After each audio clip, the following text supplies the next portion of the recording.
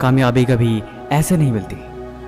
Albert Einstein एक बड़े ही कमाल की राय लिखी है, आप ज़िंदगी में खुद को वैसे मत बनाओ जैसे कि आप बहुत कमज़ोर हो। आप कभी ऐसे मत सोचो कि यार ये काम बहुत मुश्किल है।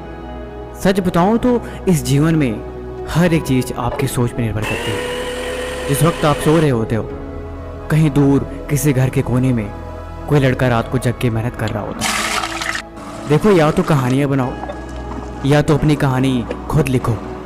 ये सब कुछ आपके ऊपर डिपेंड करता है। अगर आपको ये लगता है कि इस जीवन में हर किसी की कामयाबी हाथ नहीं लगती तो ये बात गलत है। देखो यार, जिंदगी है तो अपनी जिम्मेदारी लेना सीखो। यहाँ पे कोई भी एक दिन में कामयाब नहीं बनता कि अभी किताब खोले और 1 घंटे में सारा पढ़ लिया। अभी सफ़र की शुरुआत करी और अगले ही पल मंजिल तक पहुँच गए। यहाँ पे कहीं तक पहुँच